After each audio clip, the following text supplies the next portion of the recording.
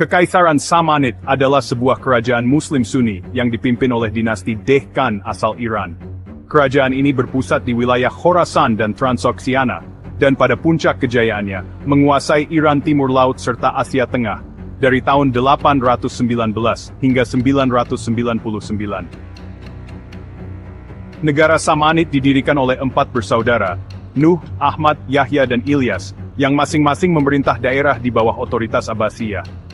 Pada tahun 892, Ismail Samani berhasil menyatukan wilayah Samanid di bawah satu kepemimpinan, mengakhiri sistem feodal yang sebelumnya diterapkan.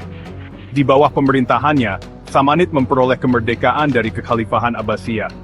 Namun pada tahun 945, kendali pemerintahan beralih secara de facto ke kelompok budak militer Turki, menjadikan kekuasaan keluarga Samanid hanya bersifat simbolis. Kekaisaran Samanid memainkan peran penting dalam periode intermezzo Iran, yang berkontribusi pada pembentukan budaya dan identitas Persia dalam dunia Islam. Pengaruh mereka turut mendorong berkembangnya budaya Turko-Persia. Samanid juga sangat mendukung seni dan ilmu pengetahuan, sehingga menarik banyak cendekiawan terkenal, seperti Rudaki, Ferdowsi, dan Ibnu Sina. Di bawah pemerintahan Samanid, Bukhara berkembang menjadi pusat intelektual yang menyaingi kejayaan Baghdad. Para sejarawan mencatat bahwa Samanid lebih aktif dalam menghidupkan kembali bahasa dan budaya Persia dibandingkan dengan dinasti Buyid dan Safarid. Meski tetap menggunakan bahasa Arab untuk studi agama dan ilmu pengetahuan, mereka mengidentifikasi diri sebagai penerus Kekaisaran Sasania. Dalam sebuah dekret terkenal, otoritas Samanid menegaskan bahwa wilayah mereka berbahasa Persia dan diperintah oleh raja-raja Persia. Dinasti Samanid berakar dari Saman Kuda, seorang bangsawan Dehkan asal Iran, yang berasal dari desa Saman di Provinsi Balkh, yang kini terletak di Afghanistan Utara. Keturunannya kemudian menjadi penguasa Kekaisaran Samanid. Kemunculan awal keluarga Samanid lebih banyak tercatat di wilayah Khorasan Raya dibandingkan Transoxiana. Beberapa sumber menyebutkan bahwa Samanid mengklaim sebagai keturunan Wangsa Mihran dari Bahram Chobid.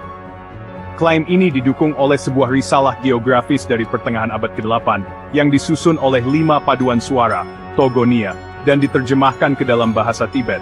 Dalam catatan ini, disebutkan bahwa keturunan Bahram Chobin bermigrasi ke Balkh, dan menetap di sana.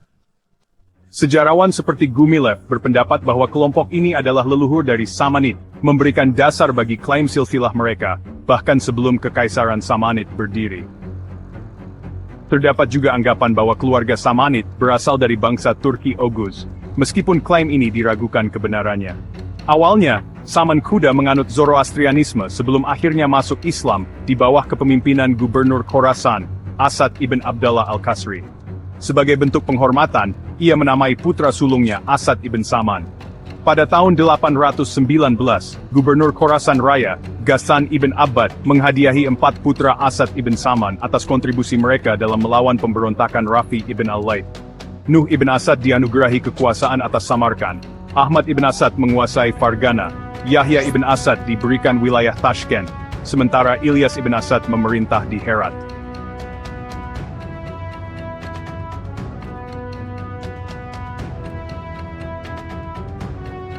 Dinasti Samanid di Herat dari tahun 819 hingga 857. Setelah wafatnya Ilyas pada tahun 856, putranya Ibrahim ibn Ilyas menggantikannya sebagai pemimpin. Gubernur Tahirid di Khorasan, Muhammad ibn Tahir, kemudian menunjuk Ibrahim sebagai komandan pasukan dan mengirimnya dalam ekspedisi melawan penguasa Safarid, Yaqub ibn al-Layth al-Safar, di wilayah Sistan.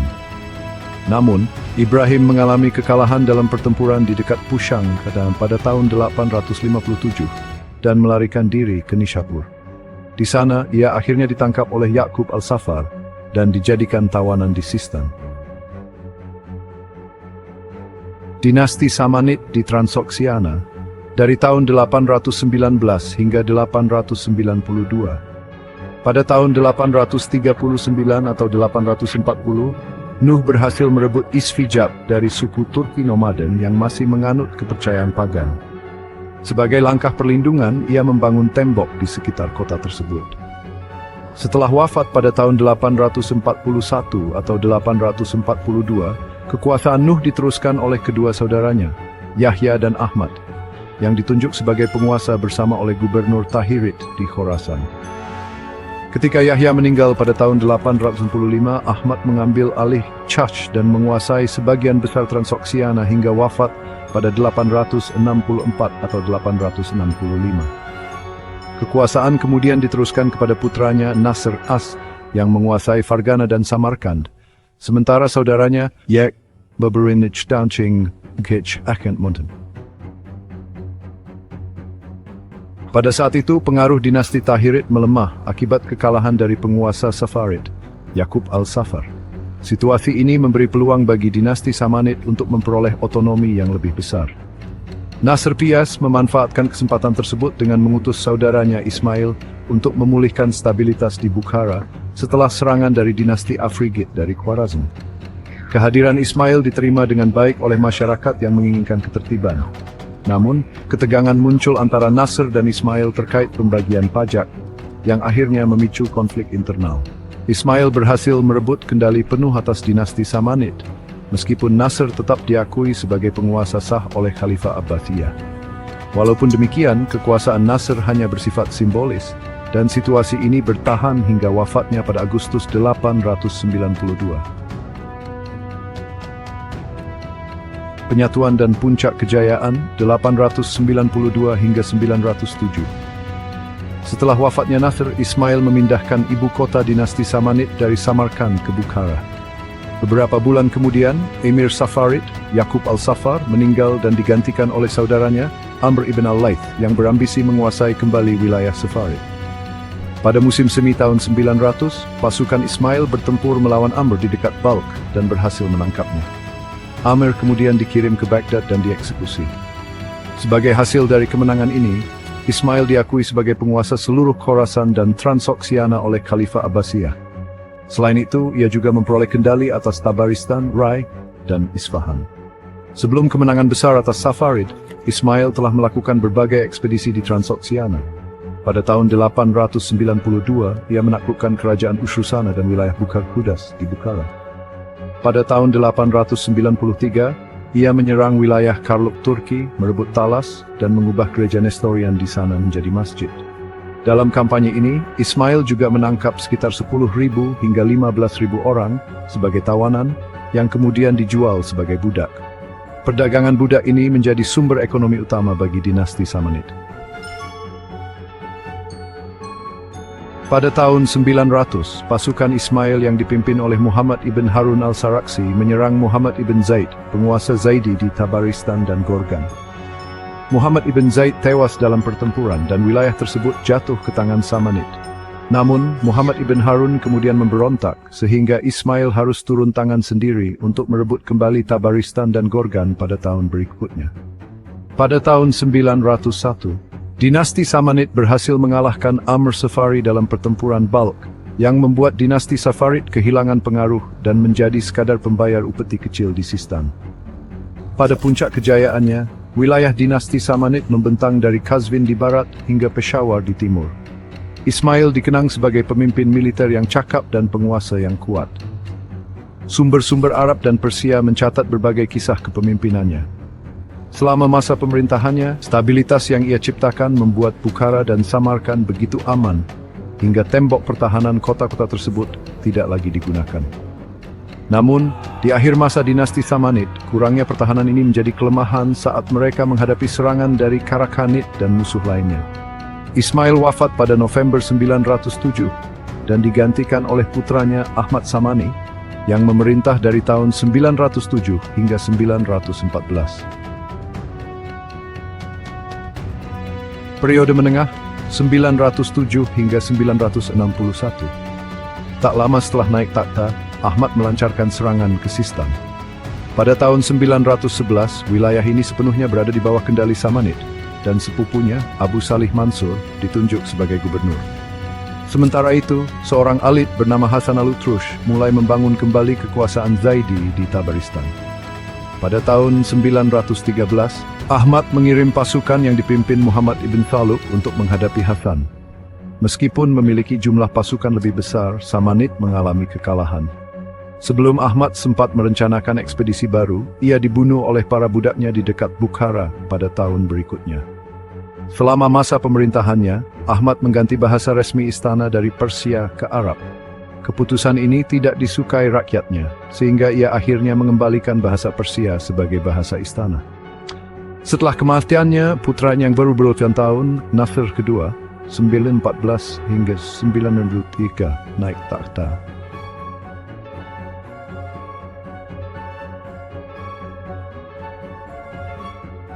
Karena Nasr masih terlalu muda, urusan pemerintahan ditangani oleh Perdana Menterinya, Abu Abdallah al-Jaihani. Jaihani dikenal sebagai administrator ulung, ahli geografi, dan cendekiawan. Ketika Nasr II mulai berkuasa, berbagai pemberontakan meletus, termasuk yang dipimpin oleh paman buyutnya, Ishaq ibn Ahmad. Ishaq berhasil merebut Samarkand dan mencetak koin di sana, sementara putranya, Abu Salih Mansur, mengambil alih Nishapur, serta beberapa kota di Khorasan. Namun, Ishaq akhirnya dikalahkan dan ditangkap, sedangkan Abu Salih Mansur meninggal secara alami pada tahun 915. Pada tahun 919, Gubernur Khorasan, Husain ibn Ali Marfarudi, memberontak melawan Samaniyah.